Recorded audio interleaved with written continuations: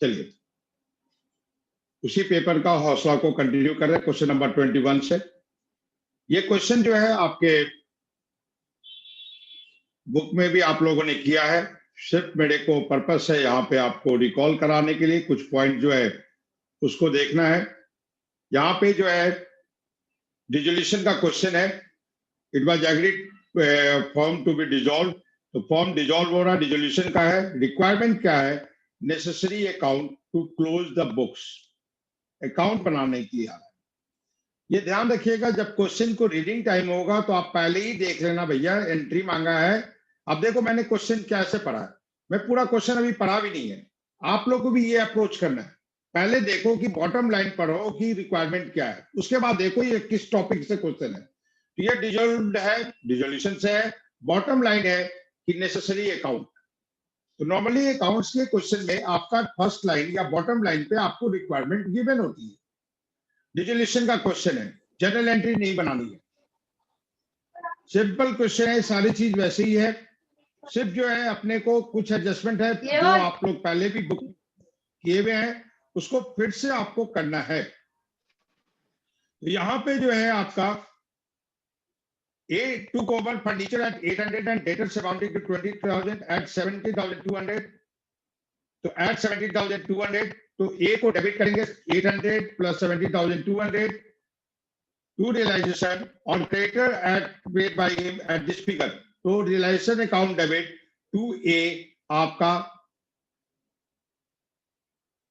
6,000 orally हो जाएगा। Solution आप लोग को शेयर किया जा चुका है।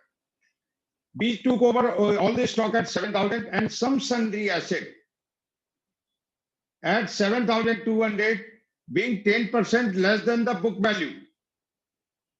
And C took over the remaining sundry asset at 90% of the book value. Assume the responsibility to discharge the loan together with interest. Or remaining debtors were bad and not recorded. यहाँ पे एक चीज देखिए कि ये जो underline किया हूं ये तो अपने को करना है। तो सन्ड्री एसेट जो है अपने पास जो है 17,000 का है, सन्ड्री एसेट जो है 17,000 है। 17,000 में से कुछ सन्ड्री एसेट हमारा जो है B to over some of the sundry asset 7,200 that is equal to 10% book value minus 10% of book value. It means ये 90% ऑफ द बुक वैल्यू 7,200, तो बुक वैल्यू क्या हो जाएगी? ये आपका 8,000 हो जाएगा। तो रिमेनिंग जो सन्ड्री एसेट्स है, बैलेंस कितना होगा? बैलेंस 17 माइनस 8 दैट इज 9,000 का सन्ड्री एसेट्स आपका बैलेंस है। ये टुक ओवर हुआ at 90% of the book value. तो 90% ऑफ द बुक वैल्यू, तो एट 90% that is 8,100। ये किसने टेक ओवर किया? ये टुक ओवर बाय सी। तो हमारी एंट्री क्या हो जाएगी? C account debit to realisation 8,100 और ये B account debit to realisation 7,200। ये आपका पॉइंट था। C took over sundry asset at 90% of the book value और लोन का सी ने टेक ओवर किया, तो सी टेक ओवर करेगा लोन टुगेदर विथ इंटरेस्ट। तो आपका जो है वो सी को क्रेडिट मिल जाएगी, realisation account debit to C's capital 1,500 plus 300 1,800। बाकी और इस क्वेश्चन में और कुछ भी नहीं है। सन्ड्री एसेट वगैरह ट्रांसफर करेंगे जैसे करते थे वैसे आप ट्रांसफर करेंगे, तो ये सारा ये रिलेशन में ट्रांसफर होगा, डेटर ट्रांसफर होगा। प्रोविजन ध्यान रखिएगा, आप ट्रांसफर करेंगे, ये नहीं कि नेट फिगर 23,000 नहीं ट्रांसफर करेंगे। स्टॉक ट्रांसफर होगा, फर्नीचर रिलेशन में डेबिट होगा, कैश अकाउंट में डेबिट करेंगे to balance brought down. A का पार्टनर्स कैपिटल में by balance brought down, B का by balance brought down, C का by balance brought down. Creditors realisation में क्रेडिट हो जाएगी, लोन भी रिलेशन में क्रेडिट होगा। उसके बाद जैसे क्वेश्चन में कहा है वैसे हम लोग सेटलमेंट करेंगे। सिंपल क्वेश्चन था ये। आपके पास जो है आप देख रहे हैं सारे एसेट को हमने ट्रांसफर किया, इधर लायबिलिटीज को ट्रांसफर किया। प्रोविजन फॉर डाउटफुल डेट्स आप देखिए, प्रोविजन फॉर डाउटफुल डेट्स अलग से दिखाएंगे, मतलब ये नहीं कि डेटर्स हमारी ये हमेशा ग्रॉस वैल्यू से होगा। कुछ बच्चे अभी भी क्या कर रहे हैं, नेट वैल्यू लिखते हैं, गलत हो जाएगा। क्यों गलत हो जाएगा? क्योंकि हम अकाउंट अगर आप नेट वैल्यू से लिखेंगे तो provision for doubtful debts account भी क्लोज नहीं होगा और डेटर्स अकाउंट में भी 1200 रुपए का बैलेंस बचा रहेगा। हम अकाउंट को क्लोज करते हैं, ट्रांसफर करने का मतलब कि क्लोज करेंगे। ये ए ने फर्नीचर टेक ओवर किया, डेटर्स टेक ओवर किया, बी ने स्टॉक टेक ओवर किया, सन्ड्री एसेट, सी ने जो सन्ड्री एसेट टेक ओवर किया वो आपका अभी हमने कैलकुलेशन किया यहाँ पे 8100, वो 8100 की एंट्री इस जगह पे आपको की गई है। ये आपकी बैलेंस शीट फिगर है जो पार्टनर्स में बांट दिया गया। ये बैलेंस शीट फिगर हमने पार्टनर्स में बांटा है, डेबिट किया। इसके बाद जो है ये आपका बैलेंस शीट फिगर होगी, ये आपका दोनों का by cash balance sheet figure होगा जो ट्रांसफर की जाएगी तो क्लोज हो जाएगी, बैलेंस नील होगा। एनीबॉडी, कोई ऑब्जेक्शन, कोई डाउट्स, कोई क्वेरी? सर थर्ड एडजस्टमेंट एक बार समझा दो। ठीक है, वो समझा दे रहा हूं। उसके बाद वनीसा के क्वेरी आए हैं, वो भी जवाब देंगे। थर्ड एडजस्टमेंट देखिए यहाँ पे क्या है, she took over the remaining sundry asset at 90% of the book value. तो पहले अपने को रिमेनिंग तो निकालना होगा। टोटल सन्ड्री एसेट 17,000 है, कुछ सन्ड्री एसेट उसके ऊपर में है कि 7,200 पे ले गया, तो अपना तो ये 70,000 बुक वैल्यू है। तो book value of the asset taken over by B is how much? ये जो है ये बी ने ले गया, ये टेकन ओवर बाय, ये this is taken over by B, taken by B, और ये टेकन बाय सी। तो पहले तो बुक वैल्यू का 90%, रिमेनिंग बुक वैल्यू का 90%, तो पहले तो रिमेनिंग बुक वैल्यू निकालो। तो जो एसेट आपने सन्ड्री एसेट टेक ओवर किया वो 7,200 जो है वो एग्रीड वैल्यू है, टेक ओवर वैल्यू है, जो कि 10% less than the book value है। तो book value minus 10% of book value, ये 8,000 हमारी बुक वैल्यू निकल कर आई है। ये अरिथमेटिक है, ये पहले भी डिस्कस किया गया हूं। किसी को इसमें दिक्कत है तो आप पूछिए, बाकी आप लोग एक्स लेकर करते तो एक्स लेकर भी करेंगे तो सॉल्व हो जाएगा। मैं डायरेक्ट कर दिया हूं, सर 2 स्टेप बीच में। सर ये समझ आ गया। इसके बाद ये लिखा ना थर्ड एंट्री में, assume the responsibility of discharge of loan accrued interest of 300, इसका क्या? नहीं, वो तो सीधी सी बात है कि 1,500 रुपए का जो लोन है उसके साथ साथ इंटरेस्ट भी जो है वो भी डिस्चार्ज करने के लिए वो एग्री हो गया। शीख ने ये कहा कि मेरे को सन्ड्री एसेट दे दो, मैं जो है लोन अलोंग विथ इंटरेस्ट 300 रुपए का इंटरेस्ट है वो दोनों मैं पेमेंट कर दूंगा। तो कोई लाइबिलिटी जो है obligation of the firm taken over by the partner, तो इसकी एंट्री क्या हो जाएगी, हम लोग जो है सी को जो है वो क्रेडिट देंगे। तो यहाँ पे देखिए ये जो है आपका सी को क्रेडिट दिया गया, ये जो 1800 है उसी की है। सी को क्रेडिट दिया गया कितने का, 1500 ये और 300, रिलेशन में डेबिट हुआ और यहाँ पे ये क्रेडिट हुआ। ठीक है सर, ओके।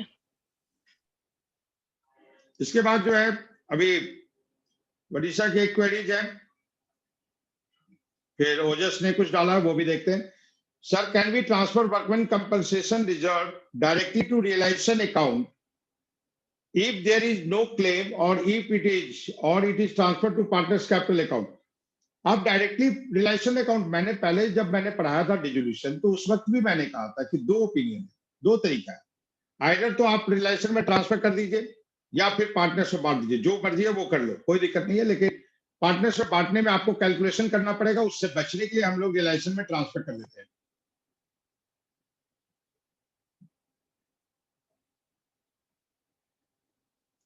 क्वेश्चन जो है अभी जो इसमें ओजस कह रहे हैं, sir if bills payable are given in the balance sheet and their settlement is not mentioned, so do we have to debit realisation account by their amount ourselves और not? Ojas ji, इसमें आप अगर मेरे नोट्स मेरे से डिमांड कर लेना dissolution का, उसमें मैंने अपने पूरे नोट में दो जगह हाईलाइट किया है, नोट लिखवा कर नोटिंग करके लिखा है, दो जगह हाईलाइट किया गया है। क्या क्या हाईलाइट किया गया है कि अगर क्वेश्चन साइलेंट भी रहेगा, अगर कोई लायबिलिटी जाए, it is to be settled in cash even though the question is silent, और ये हमेशा चेक करना है जब रिलेशन अकाउंट जब आप क्लोज करने जाओगे उससे पहले ये जरूर देख लो बैलेंस शीट में क्या सारी लायबिलिटी सेटल्ड हो गई है या नहीं। ठीक है, तो ये आपका क्रेडिटर्स है और लोन है। तो आप देखिए क्वेश्चन में क्रेडिटर्स के बारे में यहां लिखा हुआ है और लोन के बारे में यहां लिखा हुआ है कि सी ने कवर किया, तो सारी थर्ड पार्टी लायबिलिटी सेटल्ड हो गई है, ये आपको जरूर चेक करना है। तो अगर बिल्स पेबल अगर कुछ है, अगर कुछ नहीं क्वेश्चन में दिया है तो हम उसे सेटलमेंट करेंगे even though the question is silent. Ojas now the फिर एक क्वेश्चन है अतिशय का।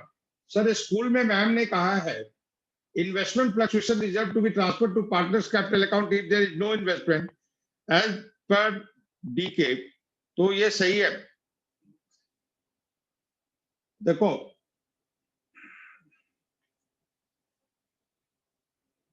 आप रिलेशन में कर दो या पार्टनर्स में कर दो, कोई दिक्कत नहीं है। इन्वेस्टमेंट फ्लक्चुएशन रिजर्व अगर हमने बनाया है तो वो जरूर कोई ना कोई इन्वेस्टमेंट आपकी बैलेंस शीट में किसी न किसी फॉर्म में होगा। आप बोलो नहीं सर इन्वेस्टमेंट नहीं लिखा हुआ है, तो सन्ड्री एसेट लिखा होगा। सन्ड्री एसेट भी नहीं लिखा हुआ है तो हो सकता है कि आपका जेएलपी लिखा होगा, कोई ना कोई नाम से रहेगा, क्योंकि अगर कोई इन्वेस्टमेंट ही हमने नहीं किया तो रिजर्व किस बात की बना रहे। तो वो बैलेंस शीट में हो सकता है, आप देखिएगा उसमें आपको रहेगा।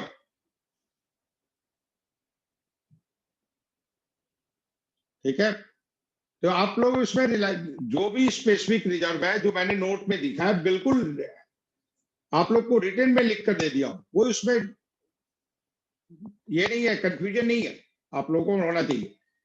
साफ साफ मैंने कहा है कि अगर कोई थर्ड पार्टी लायबिलिटीज है तब तो उसको सेटलमेंट करना है, या फिर स्पेसिफिक रिजर्व की बात है तो यहां भी मैंने कहा कि स्पेसिफिक रिजर्व में दो तरीका है, either transfer to the realisation account, तो हमारे को पार्टनर्स में बांटने की कैलकुलेशन से बच जाएंगे, और नहीं तो पार्टनर्स कैपिटल अकाउंट में ट्रांसफर कर दो in the profit sharing ratio.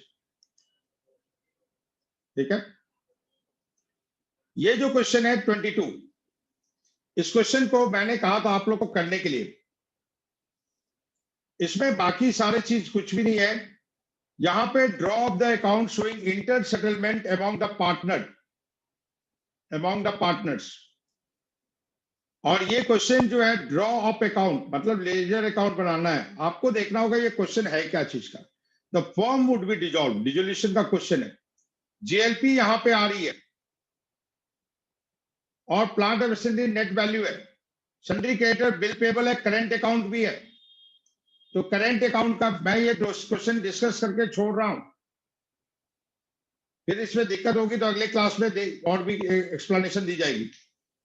यहां पे द जेएलपी है for 30,000 to enable to settle the account with a partner state in case of death of a partner during the continuation of the firm। तो ये surrender value represent the surrender value आपका जो है 30,000 है। Purpose हमने ये किया, A died on 1 October 2020। The remaining partner could not arrive at any understanding the legal representative A, and with the result is a desired firm would be dissolved subject to the following adjustment. The sum assured was realized by the insurance company। तो अभी हमने entry बताई है, उसी line पे होगा, जहां पे आपको कोई दिक्कत आए आप एंट्री बना लो। तो जेएलपी आपकी यहां पे पहले से थी 12,000 कुछ है समथिंग अमाउंट, तो आपको तो पॉलिसी अमाउंट मिलेगा। सरेंडर वैल्यू आपकी ये है, policy taken by form for 30,000, policy amount है 30,000, सरेंडर वैल्यू पे दिखाई जा रही है। ये जो आपकी जेएलपी है this is at surrender value. तो आपका जो है एंट्री क्या होगी वो देखिए, bank account debit to JLP 30,000 और JLP account debit to all partners ABC. ये बैलेंसिंग फिगर जेएलपी में अगर हम जेएलपी अकाउंट बनाते हैं तो जेएलपी अकाउंट बनाते हैं तो क्या पोजीशन होती है, ये आपका जो है 12,500 से, तो ये आपका टू बैलेंस ब्रॉट डाउन ये है 12,105, ये चीज होगी। तो अभी थोड़ी देर पहले मैंने कहा इसको सरेंडर वैल्यू से डिनोट करो, आपको जो है कितना अमाउंट रियलाइज होगी, आपको ये अमाउंट रियलाइज होगी, तो जेएलपी की जगह पे आप रियलाइजेशन लिख देना। ये आपको consider JLP as an investment. मैं इसको अभी थोड़ी देर में एंड कर रहा हूं क्योंकि कुछ लोगों के कुछ और भी क्लास है कंटिन्यूएशन में। तो ये पॉइंट है, नॉर्मल जो आप लोग करते हैं उसको आपको जेएलपी को यहां इन्वेस्टमेंट की तरह ट्रीट करना है। ये क्वेश्चन को मार्क कर लीजिएगा। दूसरी चीज जो है, बाकी plant and reliance value 70%, furniture market value पे bill receivable discounted 3%, liability 1500 not recorded in the book settled at the firm before the dissolution, तो ये भी अनरिकॉर्डेड लायबिलिटीज है। यहां पे आप देखो सन्ड्री क्रेडिटर्स और बिल पेबल है, क्वेश्चन में कहीं भी सन्ड्री क्रेडिटर्स और बिल पेबल के बारे में कुछ नहीं कहा है, तो इसको हम लोग सेटलमेंट करेंगे even though the question is silent.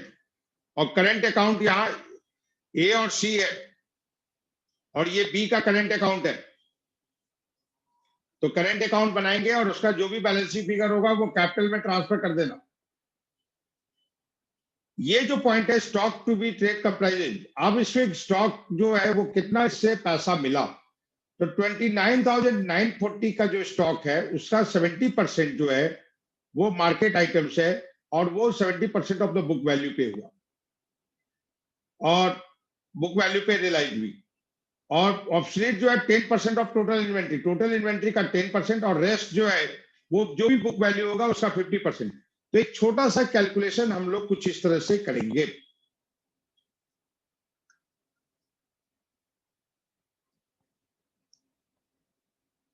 एक छोटा सा कैलकुलेशन हम लोग कुछ इस तरह से करेंगे।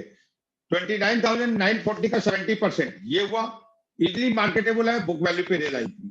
10% ऑफ 29,940 जो है बुक वैल्यू है, नील रियलाइज हुई, ऑब्सोल्यूट हो गई। रिमेनिंग जो है वो 20% बचा, वो 50% ऑफ द बुक वैल्यू। तो कैश अमाउंट जो रिसीव हुआ वो ये फिगर रिसीव हुआ 23,952। तो कैश अकाउंट में जो डेबिट होगा, रियलाइजेशन में क्रेडिट होगा, वो आप देखो 23,952। और जेएलपी की ट्रीटमेंट सीधा आपने जेएलपी यहां ट्रांसफर किया, मैंने क्या कहा भी, consider it as an investment, खत्म बात। क्यों घबराते हो जेएलपी को देखकर, इन्वेस्टमेंट की तरह ट्रीट करो। ये इन्वेस्टमेंट की सरेंडर वैल्यू ये थी।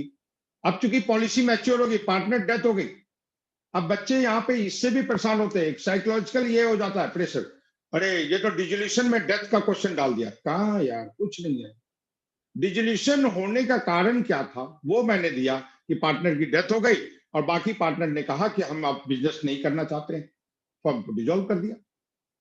तो ये आपका इन्वेस्टमेंट जो है जेएलपी इतने पे रियलाइज हुई, इसलिए जेएलपी का कोई अलग नहीं। Payment to creditors and bill payable ये हम लोग करेंगे even though the question is silent. बाकी आप करेंट अकाउंट का जो बैलेंस है वो पूरा का पूरा आपने ट्रांसफर कर दिया।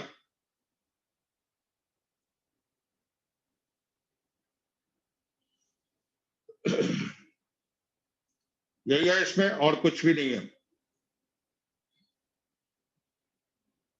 क्वेश्चन पे फिर देख लीजिए, कोई और पॉइंट आपको पूछना है तो पूछ सकते हैं, बाकी एक बार खुद से करना है, कुछ भी नहीं है, डेथ देखकर घबराना नहीं है।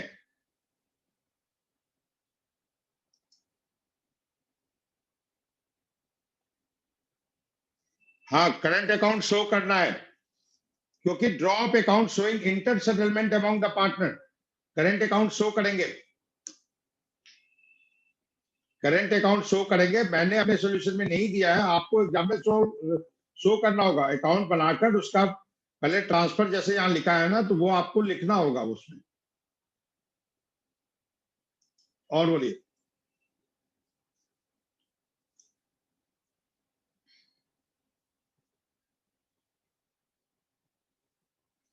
तो इसमें जो है रिमेनिंग जो क्वेश्चन, एक क्वेश्चन बचा हुआ है वो, और आज इवनिंग 9:45